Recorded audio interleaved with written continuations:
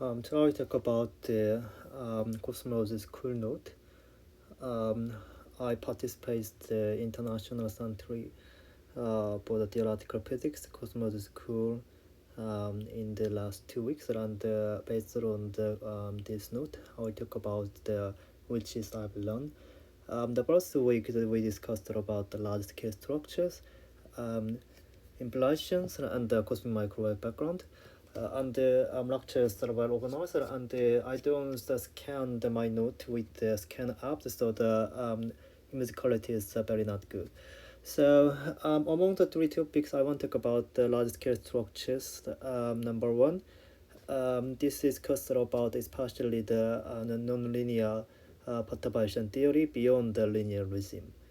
So the large-scale structures arising from the cosmological density perturbation already we discussed this many times in our previous video of my channel. So the such perimeter perturbations are coming from the impulsion um, here because this is just images, so I can't use some pen or pencils on this part. So the impulsions can give the quantum fluctuations, and eventually this provides the primordial perturbation. And the evolution histories of the universe, such informations are included in the transfer function. And eventually, the such perturbations are going to the galaxy structures. And when the such a delta squared k, the path spectrum is larger than the one, then this will evolve in the nonlinearism. And such a galaxy structures or the distribution can be obtained by the galaxy orbiter like the Daisy or the Earth at some specific directions and the large shift. So from the density constraints, one can define the path spectrum as a two-point correlation function. And as the large shift becomes grows, then the path spectrums also grow. And at the specific values of the k star, the pivot mode, the behaviors of the path spectrums are different. For example, in the large k, which corresponds to the small scale, the large scale enter the sub horizon later, so the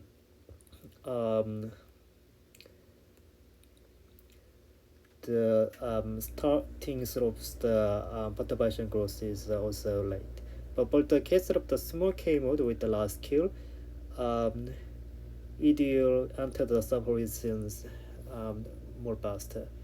So the because the Hubble horizons the increases over the cosmic history because the Hubble parameters decrease and Hubble inverse is the Hubble horizon. So the specific K mode, K inverse, this mode will transit from the super horizon to the sub horizon. So for the density constraints, we will assume that the Gaussians as statistically as a counterexample for the non-Gaussianities of the density contrast, this will give a three-point correlation function in C and B. There are some of the theorem. If the density contrast is a Gaussian statistically, then the endpoint correlation functions only allows for the two-point decomposition for the even numbers of the delta, but odd numbers of the delta, it will give the 0. So to obtain the non-zero of the odd number of the endpoint correlation function, then the density contrast should be the non-Gaussianity. So such a two-point correlation function in the Poisson space can be rewritten as QCR. We assume that the homogeneous and isotropic universe here. And by the Fourier transformation, one can obtain the path spectrums in the momentum space. And such a path spectrum can be parameterized as some specific pivot k star, and there will be the k dependence. But such a spectral index analysis is almost 1, so the path spectrum shows almost the scale imbalance path spectrum. So one can find that the path spectrum behaviors the k mode is larger than the k equilibrium, whereas this equilibrium is the ladder matrix equality. And for the large scale, large K, the small scale case, it enters the informations of the radiation dominant era, so the baryon-acoustic oscillations will be appears in the pulse spectrum, such a wiggle behavior. Here, so we plus the delta K, not the P of the K, to of some dimensionless pulse spectrum by considering the mass dimensions of the Dirac delta. So if we Fourier transform this wiggle shape through the baryon-acoustic oscillation in the P of K, then we can obtain the peak at some specific electric operations in the position space. So the locations and height and the width of the baryon-acoustic oscillations obtain the informations of the pulse spectrum. Why the such a baryon-acoustic oscillations only appears in the small scale? Because it enters the subhorizons that are at the radiation dominant era more earlier. Also, one can define some advanced quantity beyond the pulse spectrum. This is related to the SA tension. The smooth build was defined with the sphere weight with some filter. Such a WR can be defined as several way, for example, the Gaussian with the continuous function, but one can also define the top hat with the top function. This is similar to the average or convolutions of the mathematics. So we will smooth the build or density contrast on the sides of the radius capital R. So similarly, also we can do the Fourier transformations of the smooth build. Then the variance of this smooth builds in the momentum space can be transformed by the weight built in the momentum space with the convolute with the pulse spectrum. There is a relation between the variance and the pulse spectrum with the convolutions with the weight. And this variance will be related with SA tension, which is has some discrepancy between the early time CMB observation and the lifetime observation. So, and if we consider the dimensionless pulse spectrum, delta scale of the K, when this delta scale is larger than the one, then the density contrast in the nonlinear regime, which gives us some specific compact objects of the galaxy. So for the small scale, now the density contrast is in the nonlinear regime. And the next, for the nonlinear regimes, there are some specific simplified model which is called the spherical collapse model. One can define the two separate values of the density. One is aberration, lower, then the other one is overdensity, which is only appears as scale of the capital R. And the later of the time it will collapse, so the dark matter eventually make the large scale structure. This can be established through the simple classical mechanics approach. The classical versions of the Friedmann equation and energy conservation. So by solving the decoupled equation, then we can obtain the evolutions of this capital R. And R will be decreased, so eventually the collapse appear. So there are some parametric solutions with the cycloid parameterization, but realistically, at some specific small r, it will not go to the 0, but it will go to some very constant values of the radius. So keep going through the LSS lectures. So far we talk about the collapse model, but we can perturb with the solutions of the linear regime. So the collapse occurs when the parameter zeta is equal to the 2 pi, and this corresponds to the density contrast values has critical values of the 1.686. So now we'll use the perturbation theory by using the solutions of the linear term. Equation of the motions includes the non-linear term like the delta scale, and we will use a Borsod solution. Then we can expand this delta as delta linear, delta linear scale and delta linear cubes with a specific coefficient. So such a non-linears eventually makes the large-scale structures like the galaxy, and this will given by the dark matters depending on the model, whether it is the dark matter particle or ultralight dark matters with the wave behavior.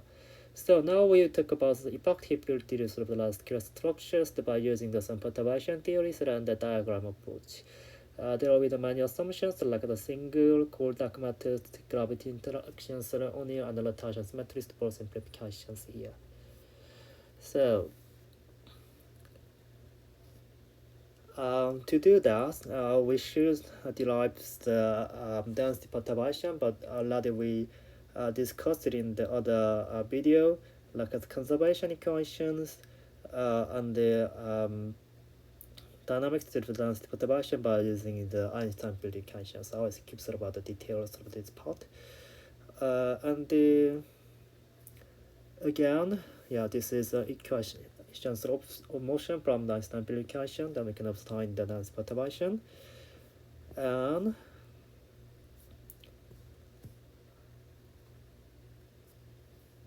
right here. So yeah, this is some equations that but I always skip the detail, and we can obtain the solutions of the linear term. Then the delta linears are just proportional to the scalar factors A in the Poisson and the meta dominant error. So we'll use this from now on. So from this linear term, one can obtain the non-linear solution by using the green function. This green functions also can be obtained the equation of the motion and iterative approach. Then one can expand this at higher orders of the delta. So this perturbation theory will be applied to non-linear. Such a non-linear delta will be expanded to the delta linear and the delta scalar and delta cube. And again, we will construct the power spectrum as the two-point correlation functions for the non-linear delta. Then this can be expanded as the several combinations of each order's terms. For example, the first term corresponds to delta L, only the linear term. The next one is the delta scale, which is the P22, or delta 1, delta 3. This corresponds to the P13. There are no odd terms like the delta 1, delta 2 due to the Gaussianity assumptions. There's a two quantity, not only the delta, the theta is coming from the phase velocity. There will be the two green functions for each quantity, delta and the theta. So here I don't derive some specific form of the green functions of happens here. So again here. So some specific nth orders of the delta and the theta can be obtained by the integrations of the delta linear or theta linear with the green functions of the fn and the zn with the delta function. So this is a perturbative theory for the non-linear term, also called the standard perturbative theory. So for example, when the f and the z has n equal to the 1, then just 1, this is just a linear origin. But for case of the f2 n equal to 2, then there will be a 2k mode, and some specific extreme explicit form of the function can be obtained. And one can draw this up to green functions as a diagram approach with external line and a propagator. So in the bottom there are two arrows, Q1 and Q2, corresponding to the two K modes, and there will be the delta scales as a propagator. So by using this green functions approach, one can obtain the second order delta and also the higher orders, so on. So here's the one example. One can consider the three-point correlation function, and although the Gaussianity only can give the even function, but we can decompose this delta as a linear and the non-linear part. Then for example, there will be the linear plus and non-linear, and such a path will be exist 3. So we can select the 3 times. So first of all, the one can extract the delta linear from the 1 and the delta linear for the 2 and the delta linear from 3. And the delta non-linear can be rewritten with the integrations of the delta linear to delta linear through with the green function.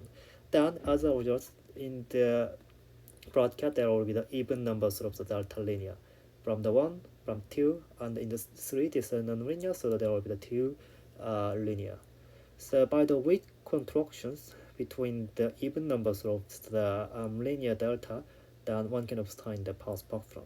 So this is the by spectrum because a 3-point correlation functions with a 3 delta. So the non-linear part can provide such a bispectrum even though the delta are satisfied by the Gaussianity, but using the non-linear perturbation theory. So yeah, here is the exact relation. Delta n can be obtained by the integrations of the delta 1 to the delta n with the green function, with the linear term. So such a 3-point correlation functions we discussed just now can be drawn by such a diagram.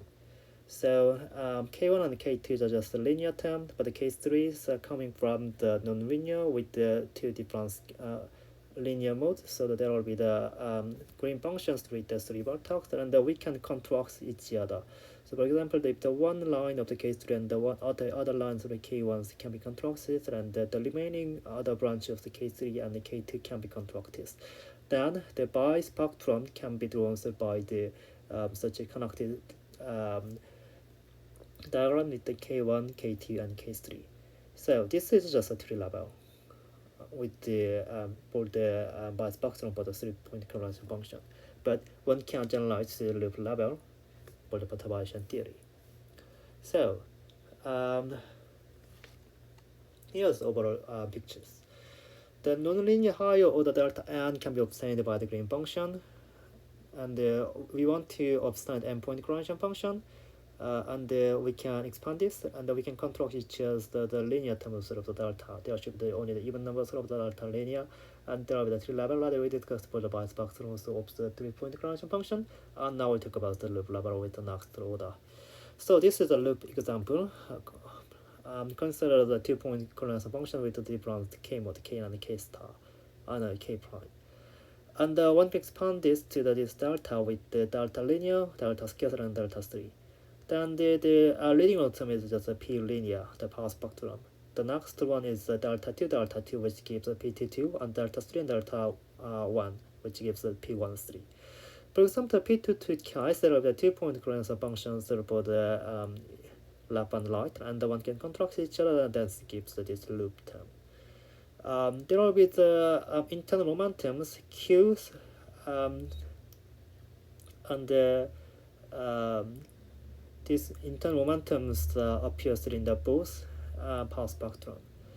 For case of the P31, in the left, the diagram it has green functions with the 3 vertices mod, and also we can contract each other. Then the loop gives a similar diagram, but the internal momentums are only appears in the delta 3 part, but there is no internal momentums, this dot point in the delta 1. So this is a difference between the P22 and P31. So keep going on. This is a formulatic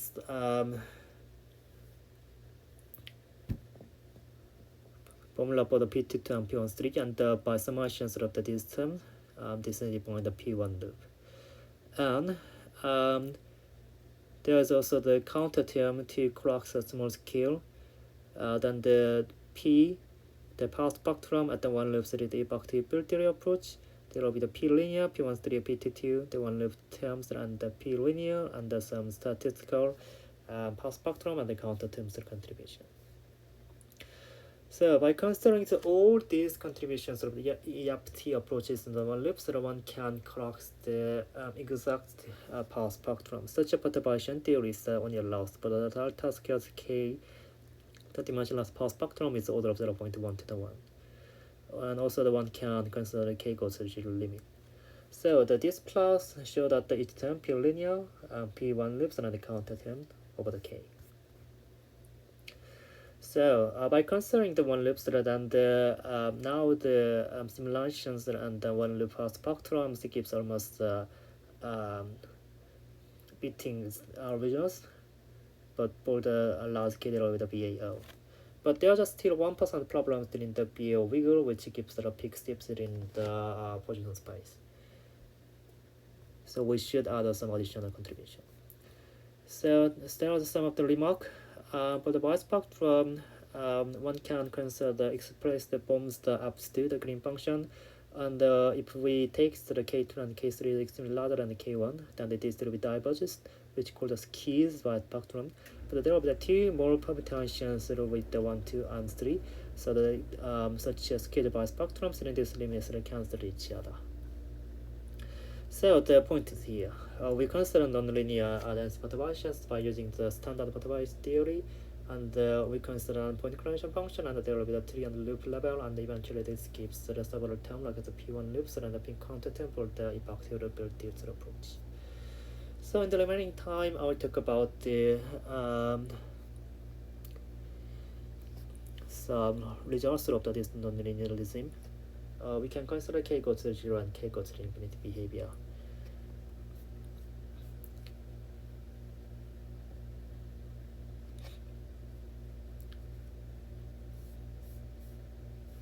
And also the such corrections will distort the baryon configuration. So here this gives the length of the baryon acoustic peaks and the width of this peak, which gives the galaxy separation, and there will be the distortion due to the effects of the momentum Q. So nonlinear eventually distorts the baryon configurations and the galaxy separation. So, and such a nonlinear perturbation theory is realistically applies for the galaxy formations with the matter scattering for the galaxy with the nonlinearism. So today we talk about the large-scale structures with the nonlinear regime using the perturbative theory, and this is based also on the Cosmology school note. And the next time we talk about the implications and the CMBs and so on.